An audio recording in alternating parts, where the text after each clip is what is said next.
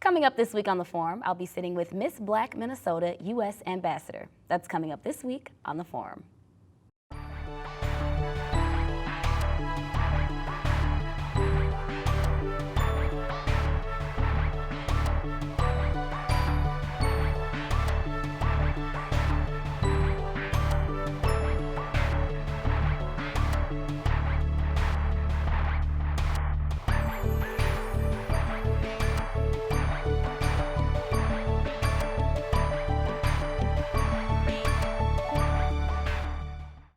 Thanks so much for joining us here on SPNN's Forum. I'm your host, Sanni. Make sure you follow SPNN on all social media platforms at SPNN and catch up on old Forum episodes at spnn.org. Today, I have with me a queen. I wish I could introduce you like that, but it formally is Miss Black Minnesota U.S. Ambassador, Jenae Harris. Welcome, and thank you so much for joining us here at SPNN's Forum. You look nervous. Don't be nervous. I am a little nervous. This is what you do. I guess. Anyways, thank you so much for joining us. I know it's been a very hectic schedule this summer. It's been very difficult trying to get you to come out here. So what happened? How were you even able to get out here with us? Life. I barely made it, but I made it. I'm glad to be here. Awesome. All right, so as you know, we got to start out with the fun questions. Right, I want to keep it interesting because I know we always see the prim and proper queen, but let's get into who Jenae Harris really is. Ooh, okay. And I'll make sure that I'm not going to leave you hanging. I'll make sure I make a fool of myself just as well. All right, so we'll go down together. Okay, right. That's how we do it. So it's a game I call tit for tat. Okay. And so whatever I ask you to do, I have to do it myself. Okay. So the first question is, use a movement that would describe your personality. I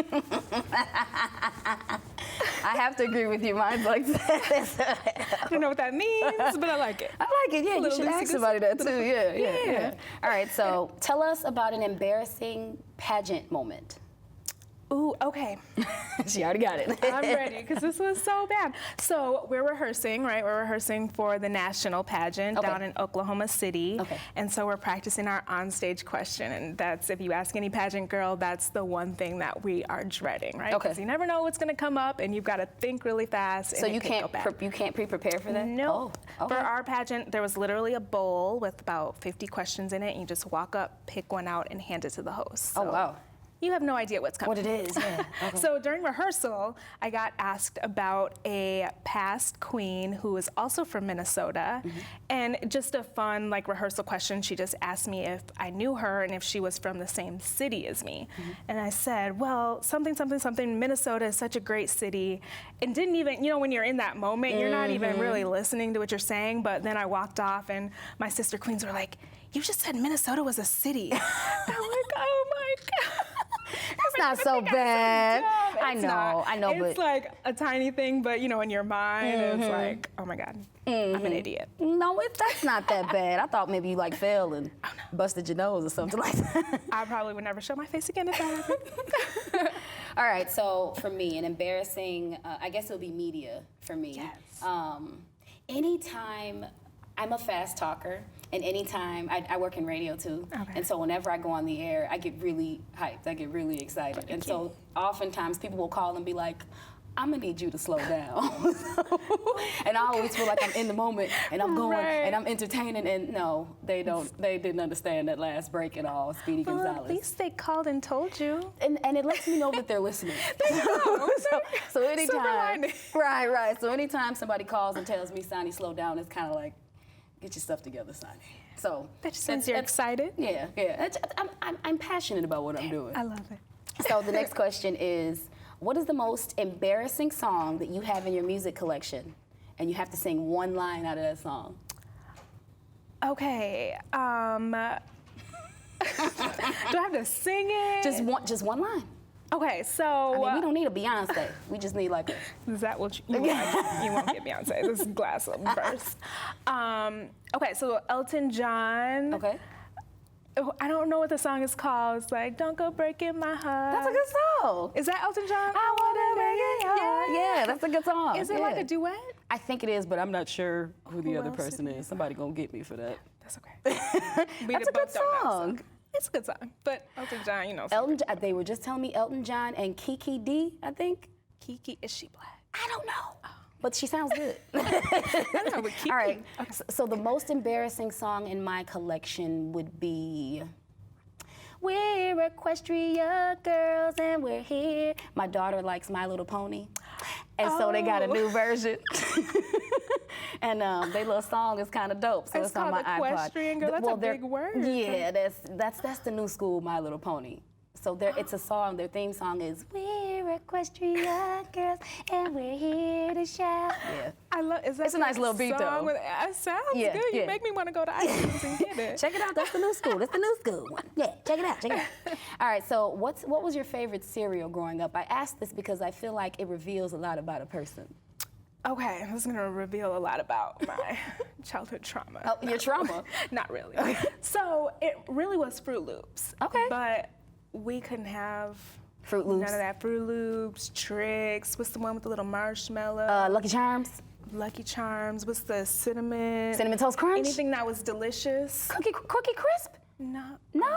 No. Why? Nah. You remember when Rice Krispie Treats came out with the Rice Krispie Treats cereal? Yeah. Nope, couldn't have that. No? So what was your favorite cereal? It was Fruit Loops. All of them. Right. When I got grown, Right. I used to have Fruit Loops constantly in my house. So it was Fruit Loops, but I just didn't get to have that much. So Okay. I mostly ate like Frosted Mini Wheats. Oh no, that's terrible. Remember when they came they were really big before they were mini wheats? Yeah, they were huge. All right, so that's enough about embarrassing you. My favorite cereal growing up had to have been anything Cocoa. Cocoa Pebbles, Cocoa Puffs, and I think Count Chocula. Ooh, Yeah, that's a good anything one. Cocoa. I didn't mess with Sugar Smacks or I don't like those. or was it Honey Crisp? Yeah, where they were shaped like a little square thing. I didn't like Those them were because they weird. looked like bugs, so I didn't mess with them. I didn't even think about that, actually. All right, so last question. Okay. Your favorite TV show growing up, and you got to sing 2 lines from it. West Philadelphia. Oh, my born and raised gosh. On the playground where I spent most Most of of my my days. All right. That's a good one. My favorite TV show growing up was Martin. It kind of sucks because it's on repeat. Martin. Yeah, so there's my 2 lines. Yeah. Are there any other words? Lawrence, y'all. How y'all feeling? Yeah.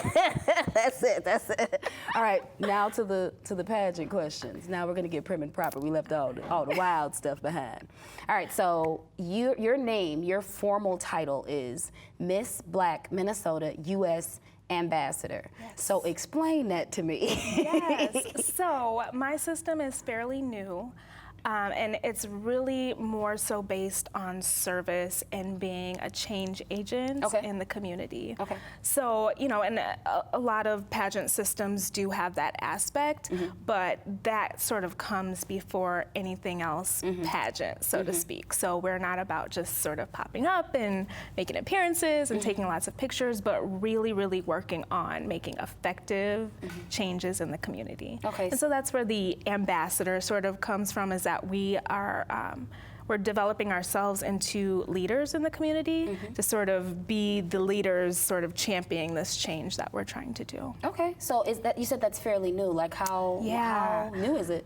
4 years. Oh, okay. 4 years, yeah. Okay. So it's very new when you think about all of the sort of mainstream pageants that have been around for years and years, and so it's a little bit difficult to sort of break into that pageant world, but I think that the underlying mission of this system really is going to take it places. Okay. Okay. Well, awesome. That's cool. And it sounds like it gives another extension of someone wanting to be in that pageant life. Exactly. So that's kind of cool. All right. So you said that the main thing about being an ambassador is you being an agent for change. So how are you doing that? How did Jenae choose to be an agent of change? Well, so I was in school for a long time, so I have 3 degrees, but I know. Whoa. You should see the student loan bill. It's awful.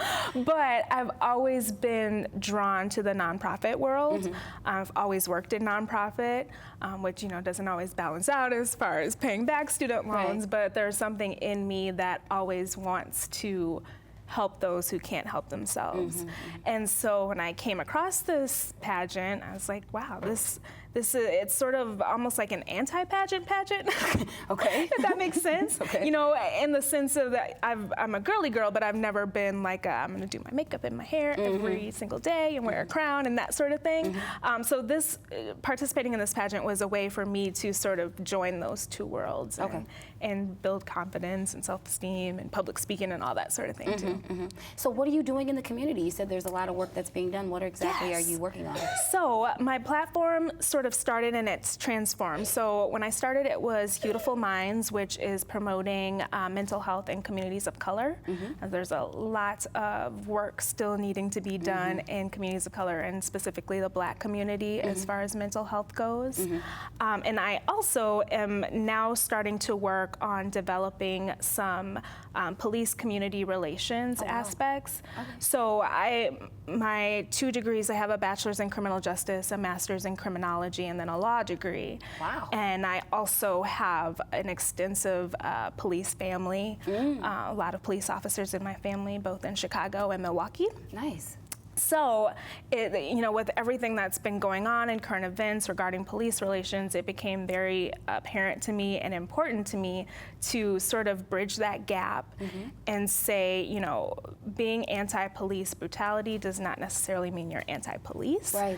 And that the change is going to come from bridging that gap between police and the community to sort of strengthen that relationship and change what that relationship looks like, which should in turn change the way those interactions happen. What's been the biggest, because it sounds like, just from what you're saying, it sounds like communication is the biggest issue. So, I mean, how are you gonna even start that?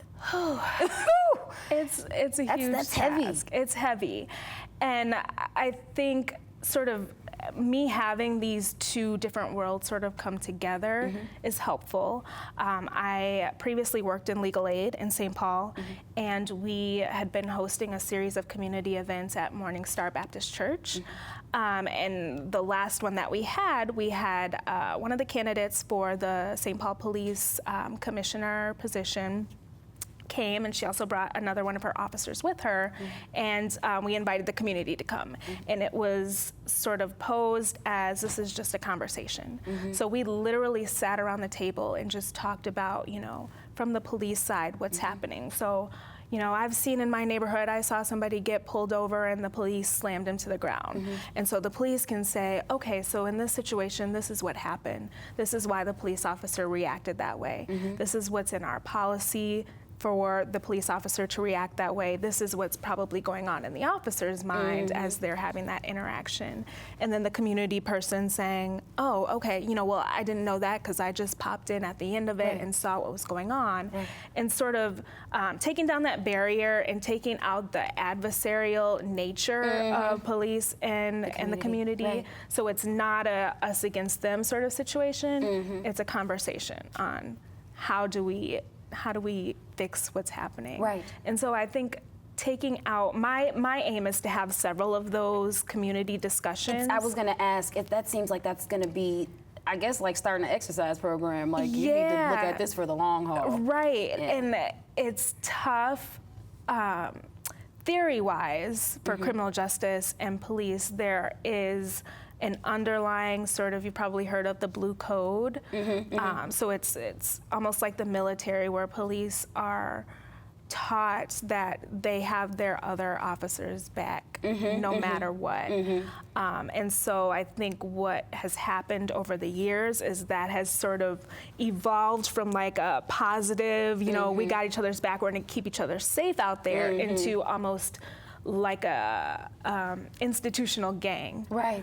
So there's all of this bad stuff going on, which is going to go on in any field, any career. There's going to be bad seeds there, but when it's perpetuated over years and years and years, and nobody wants to say anything because I'm supposed to have my fellow officers back, it just grows out of control, and I think that's what's happened. Okay, that's so interesting that you're doing that. I was going to jump into the mental health portion, but man, which the is fact that you even, too. I know. Well, I was going to ask you, like, what motivated you to do the mental health? So the mental health, I myself suffer from anxiety, and my sister does as well. And Bravo for you that you suffer from anxiety and you did this. Seriously. Well, and that's a good thing. I'm glad that you mentioned that, because my sister and I always talk about how we are very high functioning.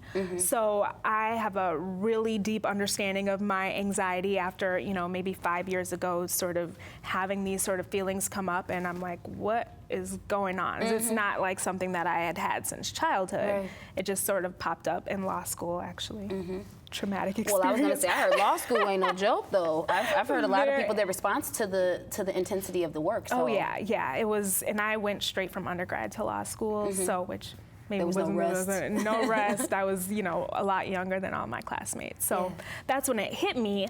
But I have a very good understanding of it. I know when it's happening, and I know what I need to do to sort of bring myself back down. My sister is the same. And in instances where we can't, we sort of are able to withdraw and handle that from a distance. Right. And so that's sort of called high functioning, but I found that what happens is people are like, well, you look fine, well, you act fine, or you're doing great, you're in a pageant, when you get on stage, and not in a bad thing. That makes perfect sense though. That's like a natural reaction, but I really want to bring awareness to the fact that I feel like because we came from a community of color, and we came from families that don't necessarily embrace the fact that we might need help for mental health, that sort of pushed us into a corner to where I have to be high functioning. You know what I mean? Yeah. And so I think it's really important for communities of color to just sort of, let's start talking about it. Let's open up the conversation. Once we started talking to our family about it, and they were like, oh, things sort of start to make sense. Yeah, they have a better understanding of, no, I'm not just moody, or no, I'm not just having mood swings, but there's some stuff going on. And then you can start to address it and sort of take out those other things that may happen down the road because a mental health issue wasn't addressed properly. Right. You are watching SPNN's Forum. I am your host, Sanni. I'm sitting here today with a conversation that just completely went left field with Miss Black Minnesota U.S. Ambassador Jenae Harris. And I just had a whole list of questions revolved around mental health. Oh. And I have so many questions now that I know that you're working along the lines of improving the communication between the community and law enforcement. And after talking about the mental health, which I still applaud you having anxiety and still being able to do something that takes so much courage and bravery as a pageant. I mean, the average girl in America is not, that takes a lot. Right. But my question along the lines of the police and community relations is since you have a family full of police, what do they communicate to you as being the most difficult with regards to rebuilding or repairing the relationship with the community? It's interesting, and I have a couple of homicide detectives. I have an uncle that was an undercover drug detective, narcotics detective, and so they have very different sort of views and how they handle things. Because they're in different areas. They're in different areas. They are in different age groups, and so I think that policing 20, 30 years ago is very different than what it looks like today. Right. So I have the full spectrum. I try not to engage them a lot because it turns into something that I don't want it to be. I hear you. Which happens when you bring this topic up, I feel like with anybody these days, is it can go all the way left. But I think the main thing that I've heard from them, and they're coming from the Black community, is that there's something that needs to be done on the other end too. Saying, it's not just us, we're out here, we're putting our lives on the line every day. Let's also look at our young men and women of color in the community that are going through some things and they're not acting right. Right. Which is a perfectly true and relevant, observation. But I think it sort of skips over the fact that they're coming from our community, right? And we should be embracing them and trying to embrace making a change and not sort of punishing them or saying your feelings don't matter or your reaction to these things that are happening doesn't matter because you're not doing what you're supposed to do. I think it's on both sides. It sounds like I hear that from both sides. It Right. seems like there's just a whole bunch of tension and anger, Yes. and both sides. You know, when you mad at your sister or you mad at your friend, you about your feelings. Right. You're not trying to hear anything logic. Exactly. And so I'm glad that you said that, because I think I hear that from the community side too, and it's so interesting that literally they're both saying the exact same thing, but nobody's hearing each other. Exactly. So again, I applaud you for even taking on something like that. It's huge. I mean, but man. I'm hoping to, we've got to do something. That's Everybody has to do something to sort of make a change, because it's getting out of hand.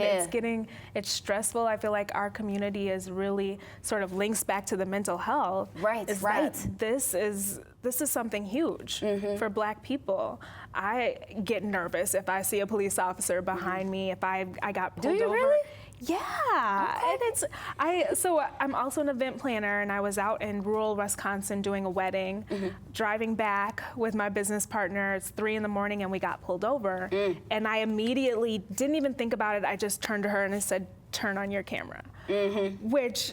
Afterwards, she was like, do you know, listen, she did it. She was like, listen to this. I didn't even realize that I had said it. You just automatically said it. I just automatically said it, and it was just automatically in my mind that if something goes left right now, We got that. at least there's something to say what actually happened. Right. And so I think that's just sort of indicative of what our community mentally is going through. It's feeling, is experiencing. Yeah, every morning you And you're turn the on queen. me, and I'm I don't drive around with my crown. Maybe I should.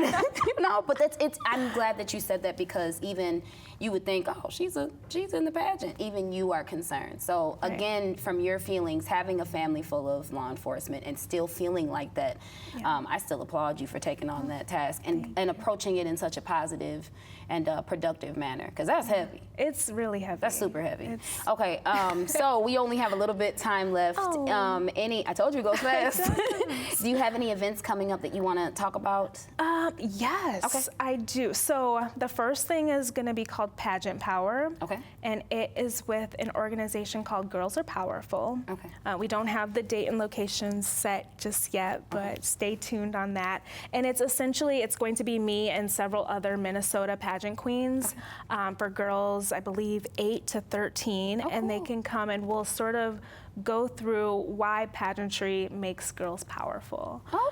And so what we really want to do, and what my focus always is that pageantry sort of has this little box that people put it in, but it does so much more for young women than just putting on a crown and a sash and looking pretty and sashaying across the stage, right? It really helps young girls with their confidence. So Off the top of your head, how does it help you with your confidence? So It just seems, look, I'm a girl, you a girl, okay, we ladies. Yeah. Sometimes you see a girl, you be like, dang, her hair is nice. Right. I don't know if I should have wore this. So I don't know, sometimes you get inside your head when you're surrounded by beautiful women. It happens, even to the most confident. Beyonce just said it, okay? I'm sure. So I mean, how is it building confidence if really that's naturally happening with us? I think that happens in the midst of the competition. Yeah. But even I tell people Nationals Week was like life-changing for me because it's so supportive. Like, we don't refer to, I wouldn't refer to Miss Black Michigan U.S. Ambassador as my competition. She's my sister. She's my sister queen.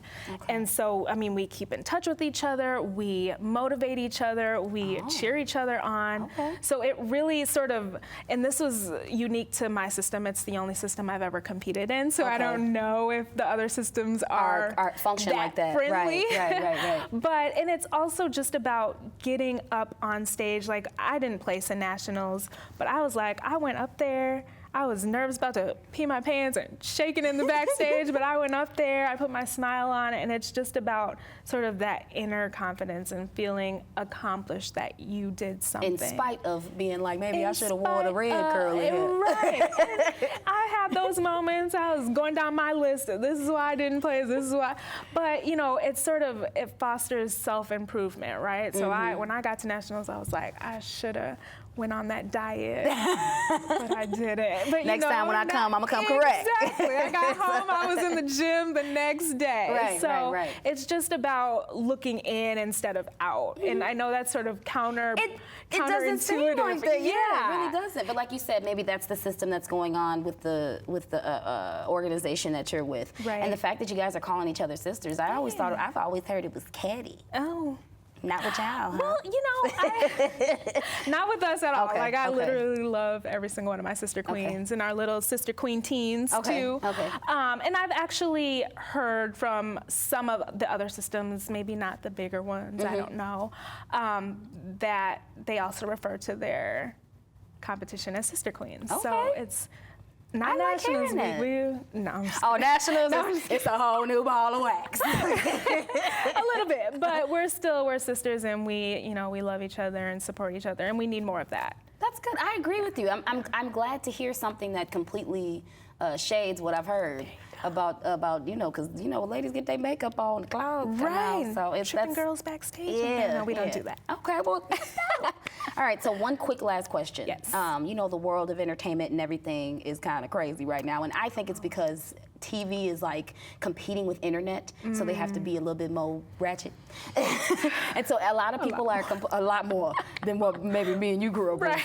So, and I hear a lot of complaints about the image of women of color in these programs with the content. How do you feel about that? Being a queen in your community, and are you doing anything to combat that, or are you just like, that's them, that's not me? I feel like I'm being me, and that's combating it. And I feel like I agree that there are some awful, terrible images of us on TV and in mainstream media, but Do you watch them? Tell the truth, any of them? Yeah. Okay, I do too, girl. Loving hip hop, it's addictive. I know. Okay, but go ahead. And you know what? And that is my little vice. And I honestly, sometimes I say I watch it because then I look around and be like, oh, I'm glad I ain't in that. I don't have none of that craziness going on. Absolutely. But I think that we as women of color, we should not let mainstream media say that what we see on TV represents all of you, because we know that it doesn't. Right. And so by me being me and you being you and showing who you are and showing your character, your integrity, that's combating that. And it's entertainment. There's bad depictions of every Across the culture, board. creed, I'm so and glad color. You said that. I'm so glad you said that. And you don't hear, you've seen something on Jersey Shore, for example. You don't see people on TV saying, well, that represents all Everybody, the Italian people, and that only seems to happen to us. And I think just by sort of not even addressing that and being you and putting forth that positive image. And just completely, what's the word I'm looking for? Just being the complete opposite of what that is. And just like, no, baby, that's not me. And if people want to be surprised, you will not even guess how many people I've met, and they're like, oh, you're a different kind of, and it's like, that's fine, whatever. Right. Now you know that we're not all like that. Right. Okay. Well, you're dope. Thank you. You're a dope queen. Well, thank you.